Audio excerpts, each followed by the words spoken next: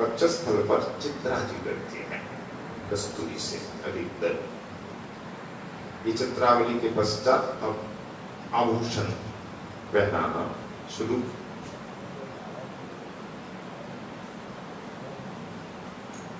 आभूषण में से पहले आभूषण कर्ण से प्रारंभ होता है। दोनों कानों में तार फल या तार का जो पत्ता होता है, दल कहा गया, दल मतलब पत्ता ही होता है, दल जैसा फूल, कान का कुंडल, और उसके नीचे एक कली लटक रही है, कमल की। केवल सोना ही नहीं, उसमें अनेक प्रकार की रत्न भी है। आदि जटित सुंदर तारंक कुंडल पहनाए। इसके ऊपर फिर शलाका, शीक और चक्र ऊपर पहनाए, स्वर्ण रत्न से जटित। तत्पश्चात नाक में नथनी, बेशर सुंदर तार है, दोनों ओर में सोने का जो तार में तार के भीतर लटक रहा है वो मोती, तो दोनों ओर वो टेढ़ा है, जैसे देते ही लग जाए, इसलिए अंकुश टेढ़ा ही होता है, हिमांकुश कहा गया है। तो नाक में वो लगा दिया और मुक्ता लटक रहा है मोती। तो ऐसे उपमा दी गई मानो पक्षी की चोंच में एक लवनी का फल लटक रहा हो। एक फल होता है, हिंदी में पता नहीं क्या कहते हैं, बहुत से फल आजकल मिलते भी नहीं, छोटे छोटे फल होते हैं, जब पक जाता है एकदम श्वेत वर्ण के हो जाते हैं, ठीक मोती की तरह, और लंबा भी होता है। सुख की चोंच में, सुक्का पक्षी के चोंच में जिस प्रकार शोभा है, राधा रानी की नासिका में भी उसी प्रकार शोभा, ऐसे लटक के अद्भुत शोभा का वर्णन किया। अब विशाखा जी राधा रानी के नैनों में काजल लगाए। किशोरी तुम्हारे नेत्र तो चकोर है, श्याम सुंदर रूपी नील चंद्रमा की चंद्रिका पीने के लिए सदा लालायित रहते हैं आपके नेत्र चकोर। तो ऐसा क्यों नहीं करती कि कृष्ण को ही आंख में बसा था? काजल कृष्ण ही तो है, उन्हीं का रंग है, तो आपकी आंखों में काजल लगाकर से कृष्ण को ही बसा दो। विशाखा जी अद्भुत सुंदर ललित अंजन, काजल को जितना मर्दन करो उतना उसमें एक चमक आती है। मर्दन करके इसका दलित अंजन कहा जाता है, उसमें चमक ज्यादा होती है। तो अंजन लगा दी, आज दिया, तो दोनों जो रेखा है काजल की अद्भुत शोभा है। साक्षात श्री कृष्ण मानो रेखा के रूप में राधा रानी के नेत्र में निवास कर रहे हैं। अब रत्नों के हार एक एक आते गए और हमारी सखा जी एक एक हार पहनाती गई। दशावीक्ष कृष्णानन पूर्ण निर्मला शितेन्दु कान्त्याचमना विलालसाम् तद्दृक्चकोरिं विदधते तद्वपु श्रीपुञ्जमञ्जनरेखयान्वितम् उपरि खचित नाना रत्नजालैः स्फुरन्त्या विमलपुरटपत्रा कंठमस्या विशाखा हरिकरदल चिह्न श्रीहरं पुष्कराक्षः सपदि हरिभिः छादयामास मध्ये। अब कंठ पदक, कंठ में सोने का पदक पहना जाता है, इससे कंठ ढक जाता है। सोने का, शुद्ध सोने का पात्र, उसमें अनेक प्रकार की मणियां खचित हैं। विविध रत्न समूह से खचित यानी जड़ित सुंदर सोने का पात का बना कंठ पदक। तो पदक गले में पहना दिया। विशाखा ने एकदम गला कट जाता है। तो कबीराज जी बोल रहे हैं, लगता है कि हरि के भय से राधा रानी के कंठ को ढक दिया गया। वो हरि का भय क्यों है? देखो राधा रानी का कंठ एकदम शंख जैसा है, शंख की आकृति, और जैसा है कंठ, और उसमें 3 रेखाएं भी, शंख में 3 रेखाएं होती है, 3 रेखा भी है, एकदम शंख जैसा कंठ है। तो श्री श्याम सुंदर का भय है, क्यों? और इनके हाथ में शंख होता है ना। एक तो शंख हाथ में होते हैं, कहाँ से लाया? लाए ठाकुर समुद्र से। तो निकुंजलीला में तो वो शंख नहीं है, तो बात की बात है अगर ऐसा कहें, पर हाथ में शंख का चिन्ह तो है, हाथ के चिन्ह होते, तो हाथ में जो शंख चिन्ह है, तो वो शंख जैसा कंठ। हरि ने सोचा देखो हमारे करस्थ जो शंख है, इसकी शोभा को हरण कर रही राधा रानी, या राधा रानी का कंठ शंख की शोभा को हरण कर रहा है। इसलिए सखियों को भय है कहीं श्याम सुंदर आकर के कंठ को पकड़ नहीं ले। इस भय से ढक दिया, हरि को दिखे ही नहीं ये शंख है। नहीं तो हरि आएंगे, हमारे शंख जैसी शोभा कैसे आ गई तुम्हारे कंठ में?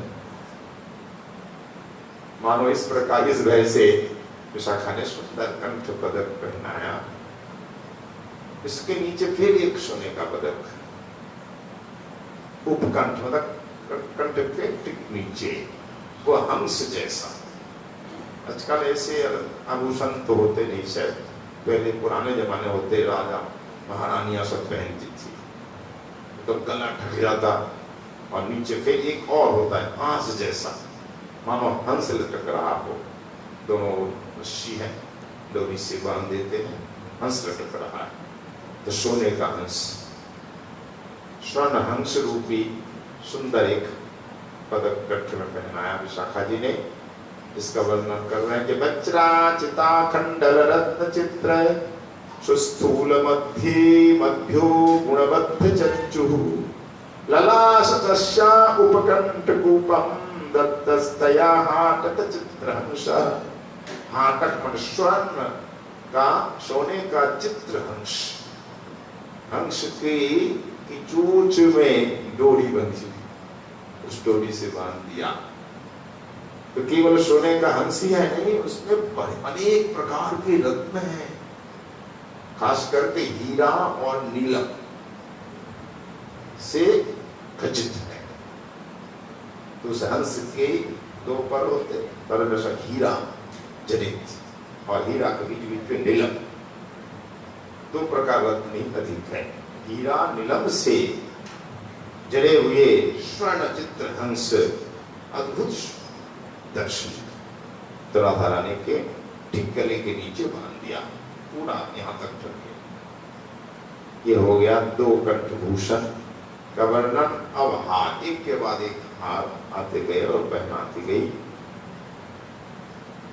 सुवर्ण गोली युग मध्य गोलयन मशाल गोली गिलितांतरांतरा सूक्ष्म मुक्तावली गुंफिततया गुंफितस्तया नियोजि हारो हृदय को स्तनाभिदा।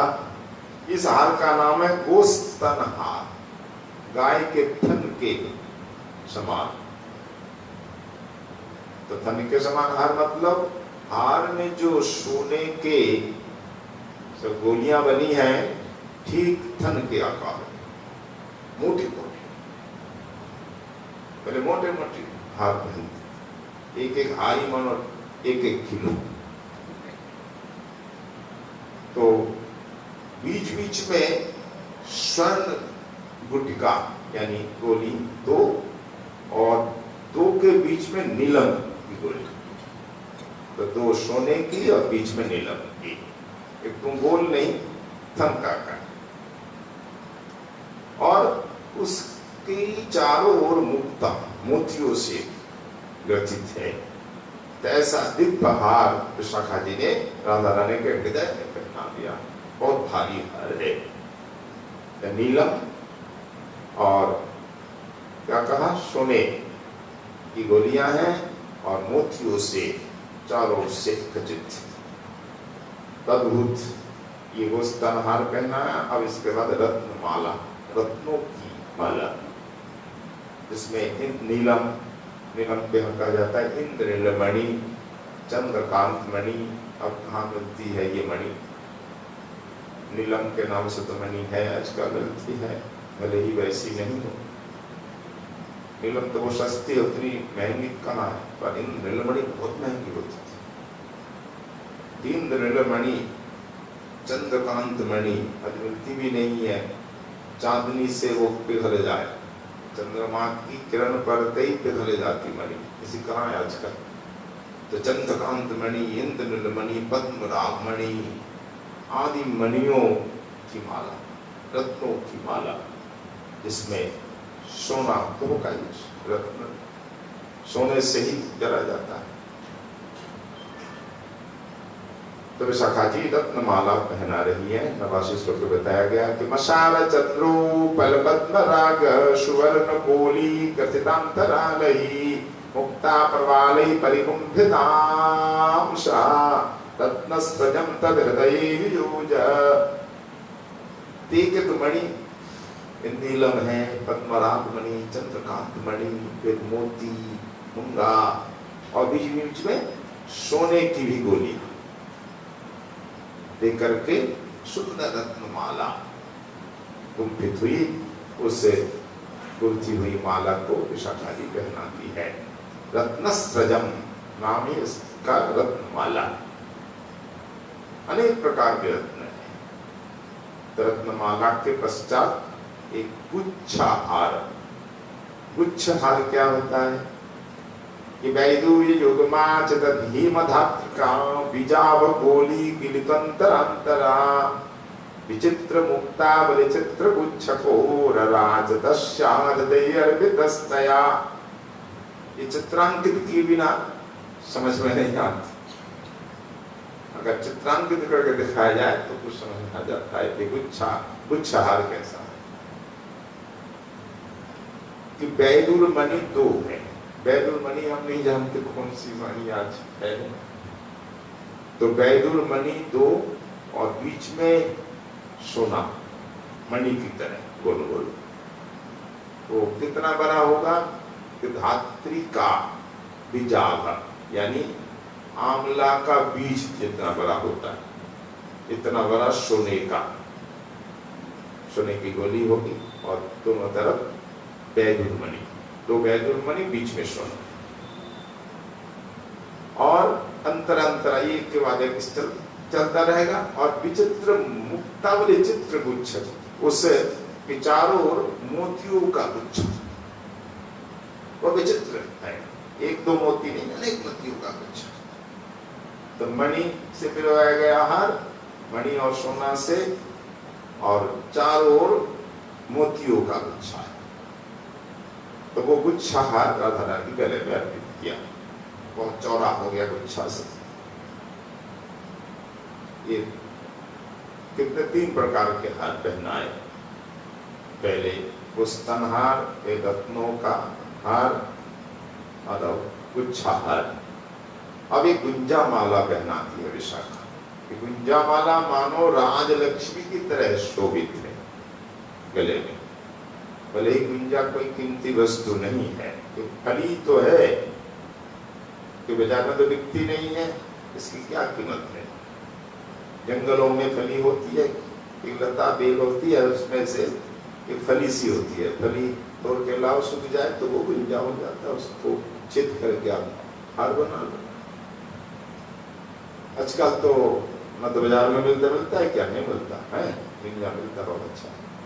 तो ठाकुर को बड़ा प्रिय है, भले ही कीमती नहीं हो, ठाकुर को प्रिय है। पहले खूब गुंजा होता था, कम होता है। तो वैष्णव लोग पहनते हैं भजन में पंचमाला पहनते हैं। पंचमाला जिसमें 5 प्रकार की माला होती है। तुलसी की, आंवला की, गुंजा की, और ब्रजरज, उसमें राधा कुंड रजी लेती, रज की माला गोली गोली गोल गोल बना लें गोलियां, फिर छेद करके उसकी माला, राधा कुंड रज की माला, गुंजा माला, तुलसी माला और आंवला की माला, 4। और 5वीं है पट्ट डोरी, कहाँ की? जगन्नाथ रथ यात्रा में जिस पट्ट डोर से बांध कर ठाकुर को लाया जाता है ना, वो पट्ट डोरी आपको वहां मिल जाती है, पंडों से मांगने पर दे देते, तो पट्ट डोरी की माला, ये 5 एक संग पिरो करके माला बनाकर संत लोग पहनते हैं, पंचमाला। फिर उसको 5 को अपने पिरो दिया, मान दिया, फिर उसको ढकने के लिए चाहिए, तो ठाकुर की प्रसादी वस्त्र से ढक करके सिलाया जाता है। तो प्राचीन काल से संत लोग गले में भजन के समय, हर समय नहीं, जब पंत स्मरण भजन करते या पूजा के समय भी मंदिर, तो उसमें आंवला की माला भी होती है, गुंजा की माला भी होती है। तो गुंजा आज भी प्रयोग में संत लोग लेते हैं माला के रूप में, ठाकुर को भी धारण कराते हैं, तो ठाकुर को भी कम देखा जाता है गुंजा हार धारण कराना। तो गुंजा भले ही कीमती नहीं हो, ठाकुर को प्रिय है, इसलिए राधा रानी को प्रिय है। तो इससे यही तो साईं बात कहना चाहते कि गुंजा हार भी ठाकुर को पहना है, ठाकुर प्रसन्न होंगे, राधा रानी भी प्रसन्न होंगी। एक दिन के बाद राधा रानी नृत्य कर रही थी कवराश में, तो राधा रानी के नृत्य और गान से श्याम सुंदर प्रसन्न हो गए। राशे निशीथे सह नृत्य गान तुष्टेन दत्ताम हरिनाश कंठात्, हरिनाश कंठात् तस्यैव साक्षादिव राजलक्ष्मीं गुंजावलिं तद्धृदिशा योज। तो निषिद्ध यानी मध्य रात्रि में जब रास नृत्य हो रहा था, श्री राधा रानी का नृत्य गायन से हरि संतुष्ट होकर अपने कंठ से उतार करके वो गुंजा हार राधा रानी को पहना दिया। तो वो हार सुरक्षित आज भी रखते हैं, सखियां रखती हैं और नित्य राधा रानी को पहना देती है। आज विशाखा जी वो हार पहना दिया गुंजाओं का। वो हार मानो राधा रानी के गले में राज लक्ष्मी की तरह शोभा पा रहा, तो गुंजा माला राज लक्ष्मी की तरह शोभा पा रही है। अब गुंजा हार के पश्चात अब विशाखा जी एक सुंदर रत्न से भूषित एक लड़ी का हार बना,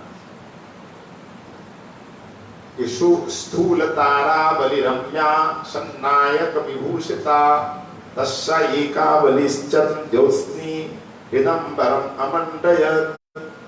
एकावली हार की शोभा, इतनी मोटी मोटी माला, अनेक रत्नों की माला, उसमें एकावली हार की क्या शोभा होगी, बिल्कुल होगी।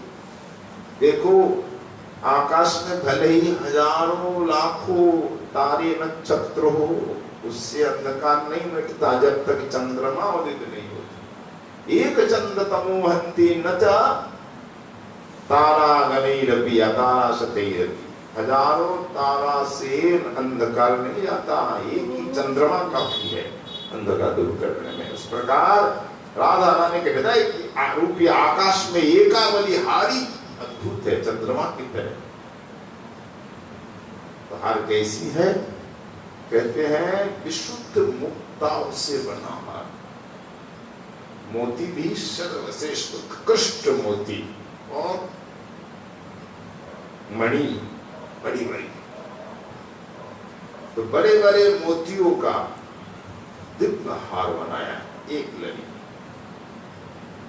ठीक चंद्रमा की तरह शोभा पा रहा है हार, पर उसके बीच में मध्य में एक लॉकेट है, वो मणियों से बना।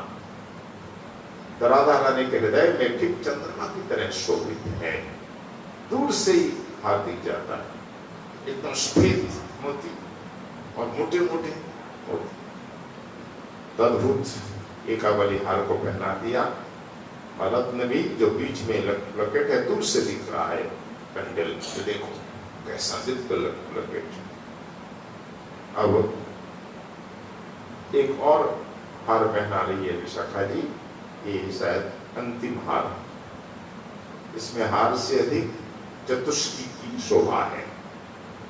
एक लॉकेट ही है, चतुष्की चौकोर, कनक खचित वज्रई वेष्टितई पद्म रागई चित हरिमणिर पूर्णाभ्यंतरा सात कौंभी प्रतनु पुरट राजत शृंखलालंब माना लसति हृदय विशाखा योजितास्यास चतुष्की।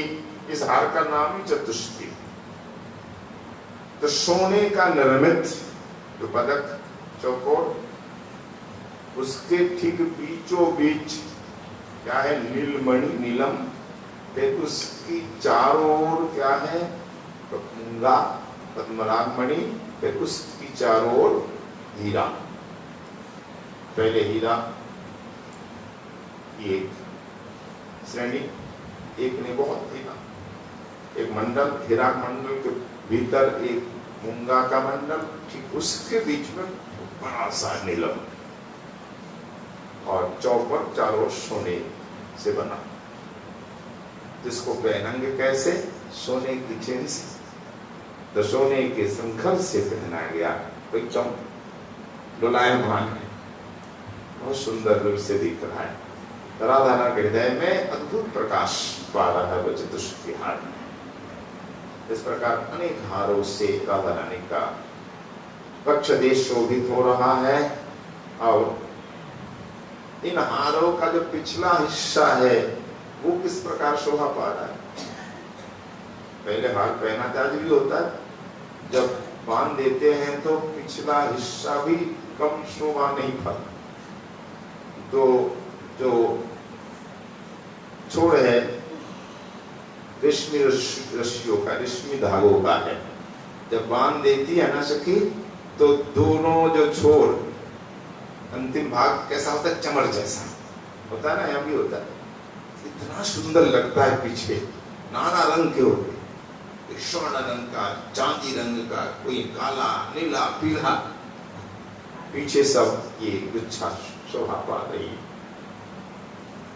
इसका वर्णन करते हैं 94वें श्लोक में कि पृष्ठांत लंबमानम, पृष्ठान्तः कमलं मानम अमलं ग्रीवान्तः रावली पीटी बंधन पट्ट सूत्र चमड़ी जालम तदस्याबवौ मन्ने चारुनितंब शैल कटकान मूर्धाधि दोहार्थकं सोपानं विधिना कृतं करुणया वेणी भुजंग्यास्फुटं।